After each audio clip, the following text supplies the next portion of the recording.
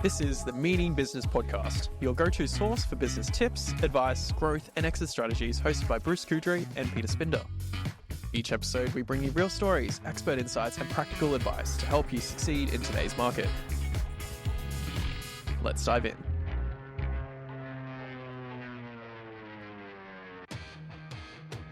All right, today we're going back to 1985. Oh no, I was 5 years old. This song was my favourite song in 1985. I mean, I liked other songs, but this was really current, right? David Lee Roth, Van Halen. And I used to drive up to Sydney. We're back in Wollongong, right? It's 1984. No. 1985, okay? So you got the picture? Yep. 1985. All right, we can thank you, David and Van Halen. So it's taken me back. So it's 1985. I'm 24 years old. I've got my third service station. I'm young and dumb, and I'm full of enthusiasm and energy, and I've got no idea what I'm doing, but I'm doing my best. Sounds like you're having a lot of fun. I thought you were going to say something like that has changed. We were having a lot of fun. So I've got this my service station. It's called the Shell service station at Ferry Meadow, and it's on the Princes Highway, but it's not really a highway. It's a main road through the north side of Wollongong. It's on a corner, and at the corner sign is Elliots Road. Elliots Road goes down to the beach, goes over the railway line down to the beach. So the service station is one of the biggest service stations in Wollongong. It's what we call a gas bar. So it's got a big shop, forecourt, sells petrol, and down the back it's got a car wash, but the car wash is closed. And the car wash has been closed because it's going to cost too much to fix it. In the old days, when the service station was built in the 70s, they used to give away free car washes when you filled up, or $20 worth of fuel or something. So that's my business, and it's my third servo, and here I am going hard. And this guy named Mike Mitchell, born in Tasmania, was a Shell regional manager, and he was a high D, you know what I mean? Loud talking, fearful sort of guy, dominant guy. Smokes those thin cigars, which are very cool in the 80s. Cowboy boots. So Mike Mitchell gets me and my business partner, Alex. And he takes us across the road. And on the other side of the Princes Highway is the McDonald's at Ferry Meadow and a mobile service station, which used to be an Amoco. It's got a robo car wash. Takes us across the road. We're looking at the service station. And he said, "Boys, look at that. What do you see?" And what do you think we said? Service station? Yeah. No. What do you see? Service station. What else do you see? An opportunity. It'd say pumps, petrol, people. I thought, oh, people. Gardens. He goes, "Boys, you're looking at an opportunity." You were He right did there. say that. Exactly. What are you looking at? You're looking at an opportunity. And then he goes on to say, with this opportunity, you can do whatever you want. Don't think you just sell petrol. Don't think you just sell car washes. What can you do here? That's how you're going to approach this business. Look at it as an opportunity. That changed my life. That is so powerful. Because all of a sudden, we're like, what can we do here? It was so powerful. What can we do? We're like, oh, we're near the beach. What do people need to get on their way to the beach? Or sunblock. Umbrellas. We started selling beach umbrellas. Sold hundreds of them. At Christmas time, we sold Christmas trees. We'd sold barbecue heat beads, anything for the beach. We were near the railway station, so we thought, oh, people go onto the train, they want to buy magazines. So we're selling magazines. We're selling so many magazines, the newsagent who supplied us used to come every morning and restock the magazines. But it was the right mindset for us. We had trailer hire there, so we added car rental, and that grew into a thrifty car rental. We bought 4 cars and ended up with 65 cars and 14 trucks and a depot, and that took a life of its own. But the thing is that little moment where Mike Mitchell said to me in 1985, "What do you see? It's an opportunity," and that seed started to grow. And I think with business owners, we need to look at what we've got as an opportunity and what can we do with it. That's where innovation comes from. Interesting. So what you're actually describing is they're the foundations of entrepreneurship. The foundations of entrepreneurship is to look at a business to see those opportunities, not to see the challenges as challenges, but to go, okay, I've got these challenges, but you know what? They're actually really good opportunities. Yeah. And understanding that what you're doing today isn't necessarily what you're going to do tomorrow. It's not the same thing that you're going to do in a year's time. Being willing to experiment and throw the dice and go, okay, sure, let's do umbrellas. Let's do this. Let's do that and see what happens. And bottled water. I mean, I love that story of yours with the bottled water. You should share that again because that. Oh, all right, we will in a minute. But yeah, but opportunities without limitation. So we're so used to, in business, having limitations. In 1985, Shell, my dealership was not a franchise. In 87, it became a franchise. And one of the things that happened with a franchise was, and I'm not anti-franchising by any means, what happened was it put limitations on what you could do because everyone had to do the same thing, had to wear the same clothes, walk the same way, sell the same stuff. But prior to that, we could do anything, and we should have done anything. Gas bottles. We put 3 vacuum cleaners down the side, Gordon operated vacuum cleaners. Those vacuum cleaners were working 24/7. But taking the limitation out of your thinking, which happened to me accidentally, I wasn't a genius. He just flicked a switch and made us say, realize you can do anything. Yep. And I think so many of us think, I'm a butcher, I sell meat. That's right. And that's what I do. Well, what else can you do? What do you see here? What are you looking at? You're not looking at a butcher shop, you're looking at opportunity. So in our world, in business, it's not just what you're doing, that's what you're looking at, where the opportunity is there. The opportunity might be to treat your employees differently or hire different people or treat your customers differently. You know, remember that old customers are more important than new customers. So what are you looking at with customer database? An opportunity. What's your opportunity with the customer database? So by taking that mindset of what are you looking at?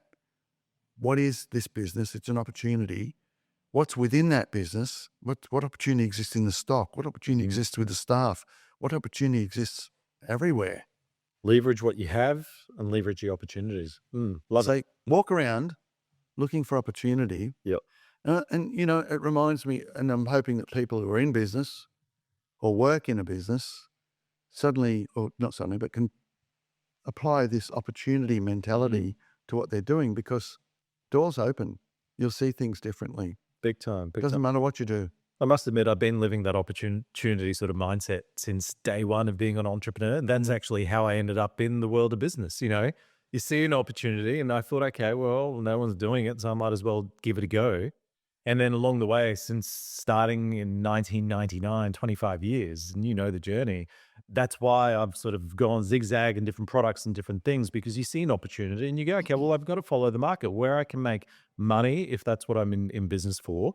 That's what I've got to do. And in fact, when I started consulting this is what, 12 years ago, 13 years ago now, a year after starting, and you know the story, I started a digital agency. And the reason that was started was because my clients kept getting burned by other agencies. And I thought, okay, well, stuff it.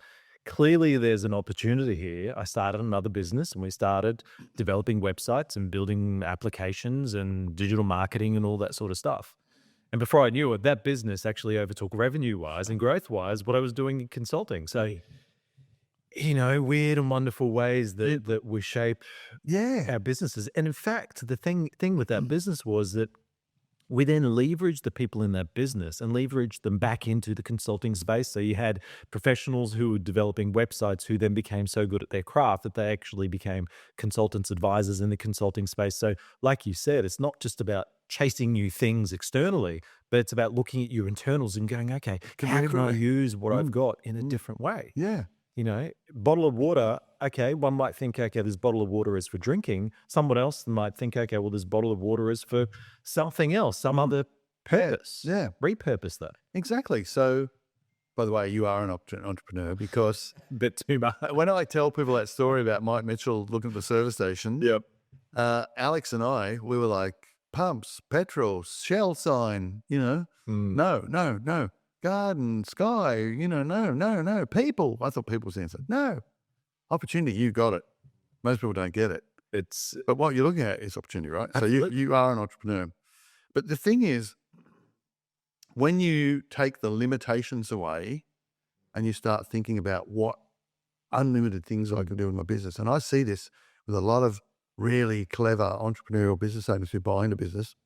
It could be dry cleaning or something, and they see without limits what they can do.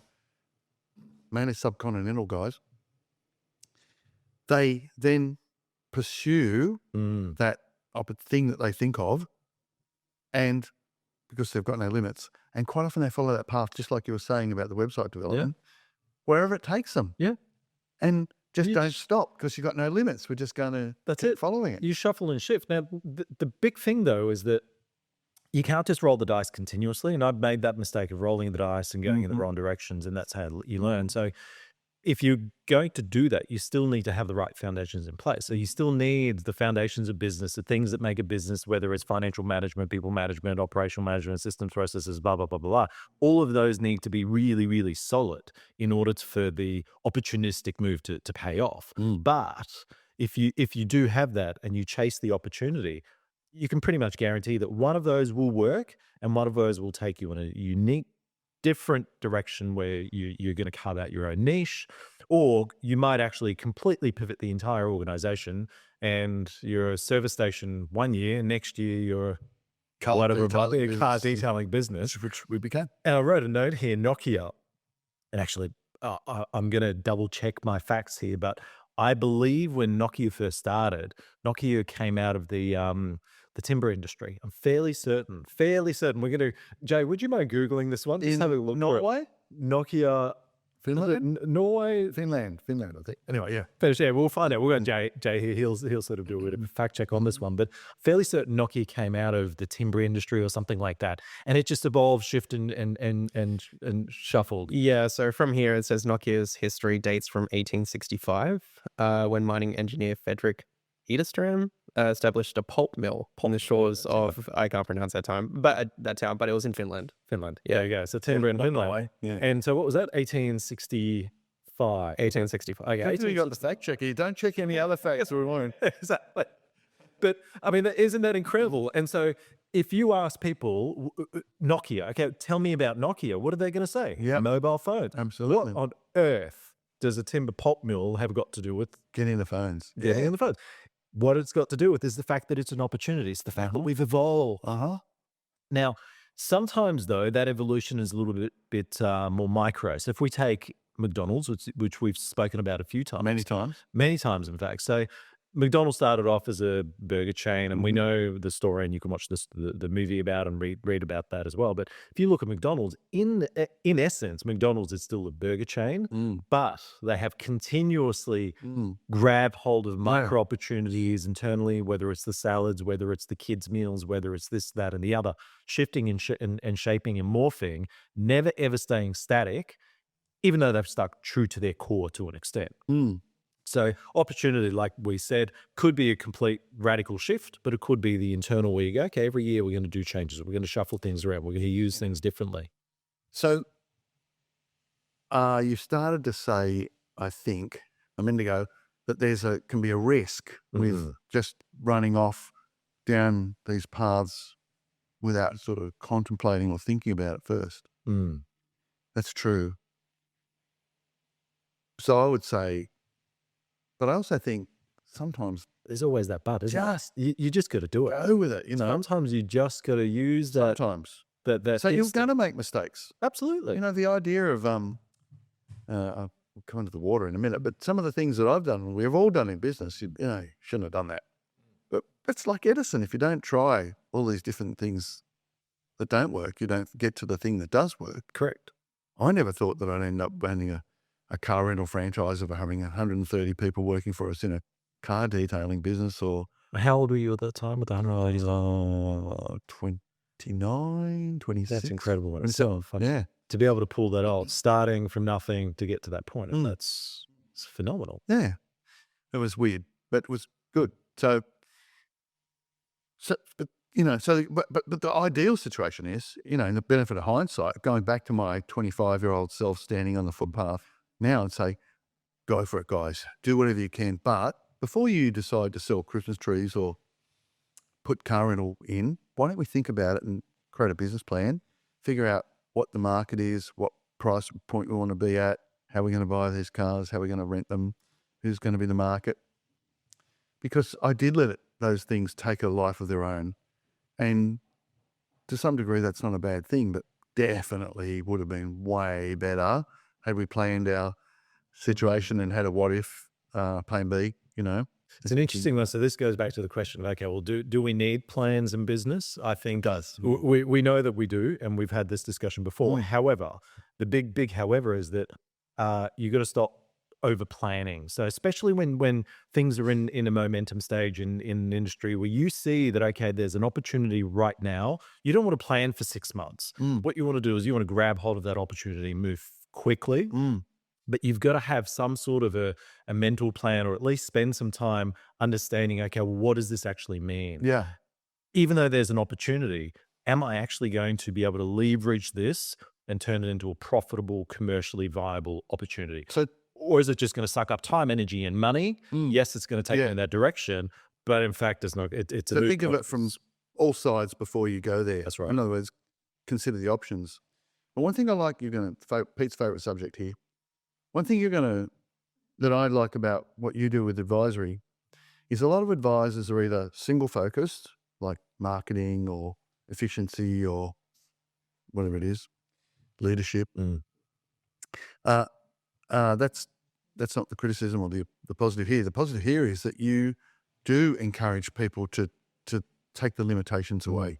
You do encourage people to see the opportunity. That's the entrepreneur at work. You do enable people to have no limits and to figure out what's best. And sometimes that does also mean, yes, that's a great idea, but your capacity is not there to do that.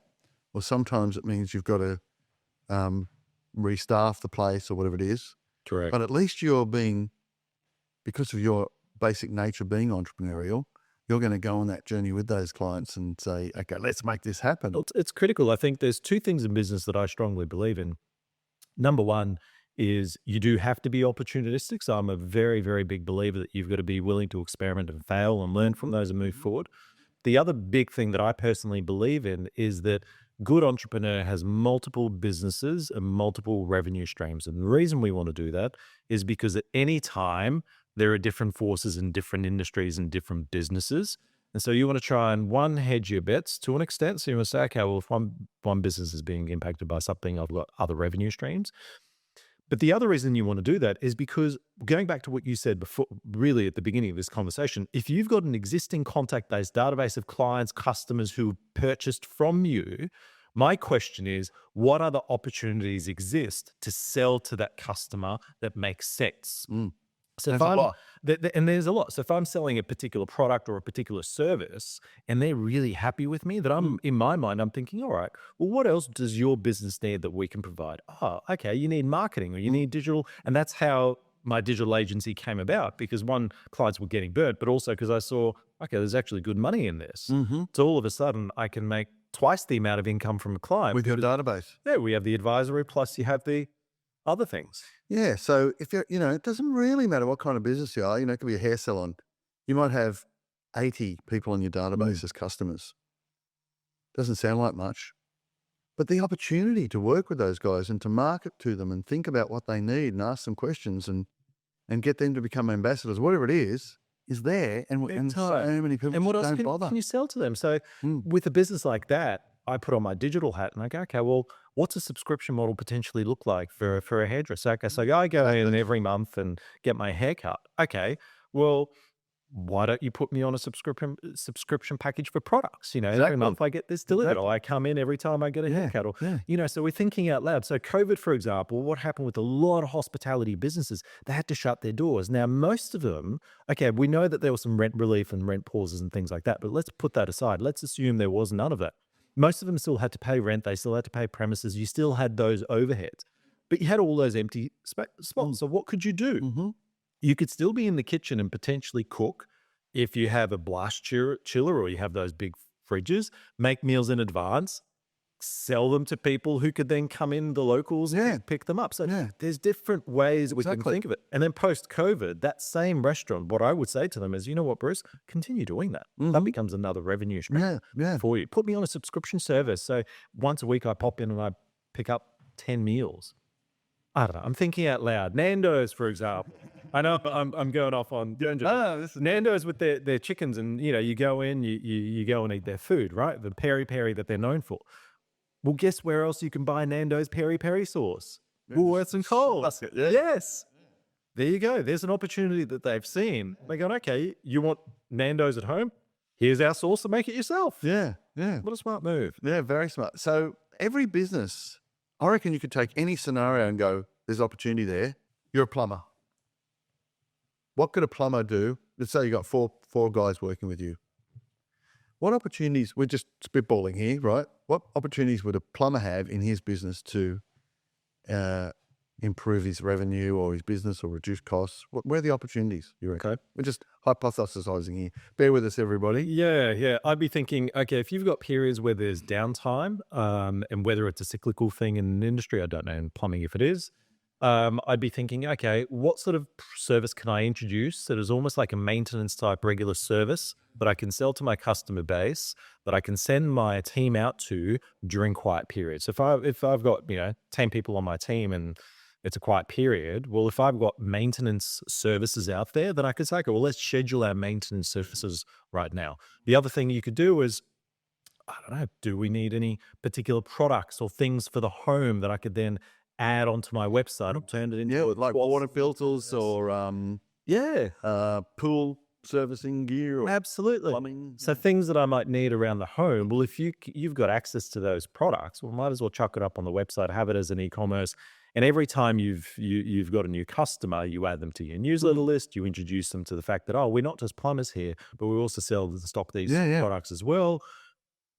Thinking externally beyond that. So here's some. Divisionalize and newsletter. So you just said, we've all had plumbers come to our house, right? I've never received an email or a newsletter, an update, a tips, a hi, here we are. So what happens is I forget about the plumber that I used before. I might have them in my phone number, my phone book or contacts. So I'll ring them and I think, oh, who are they? What do they do? But if I got that email or reminder, I reckon I wouldn't be disappointed to get it all. That's first. But I think divisionalized, you could say, all right, we're going to have a commercial division, does buildings. We're going to have a maintenance division, a 24-hour service division. You don't have to do that, but you could, by divisionalizing your business, it enables the client to sort of go, oh, you've got those services, then you can market down those channels.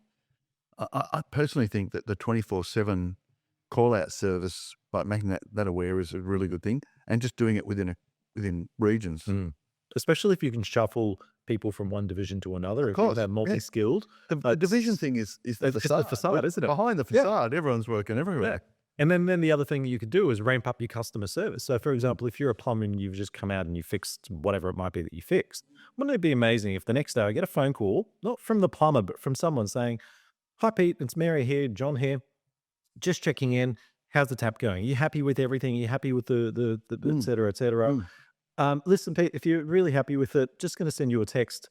Could you click that link and if you wouldn't mind, give us a really good Google rating? Those sort of things where you can amp it up from the marketing and communications point of view. I don't mind. I like it. Take advantage of the momentum. Anything you buy, if you get a follow-up phone call, it's fantastic. Here's one.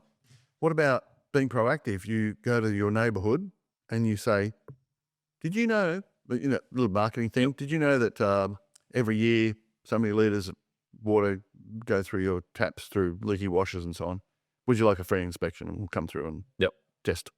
Something like that. Or, we can have a look at your toilet and you're flushing too much water, or, the washing machine's using too much.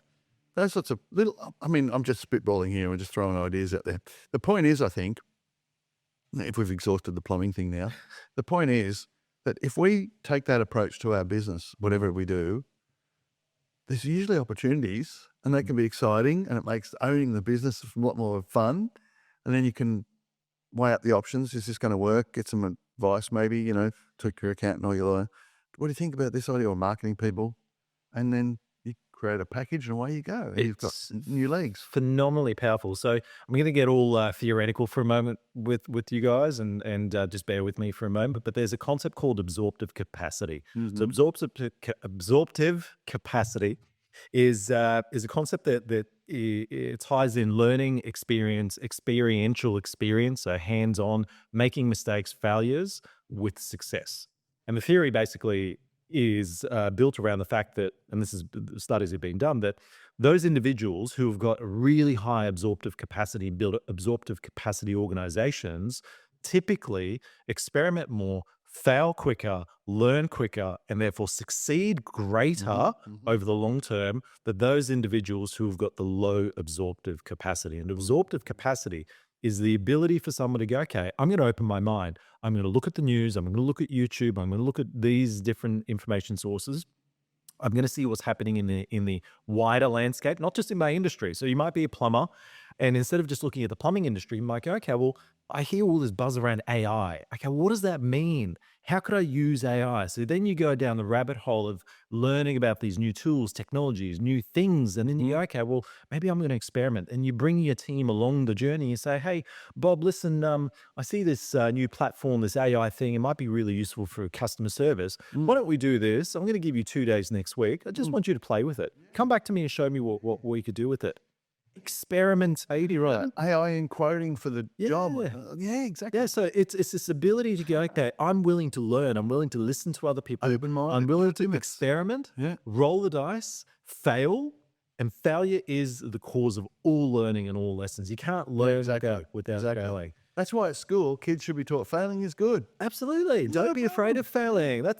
That's why I have an issue with this thing where, You'll fail. you have 50 kids run a marathon and then everyone gets an award. Okay, I get it. But at the same time, part of me is like, well, hang on a second.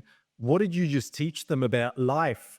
Can't we just have a situation where you're the top 3 and we celebrate the winners? And you know what, everyone else, sorry, you want to succeed? Try a bit harder. I'm sorry, this might sound a bit harsh, but listen, life is harsh.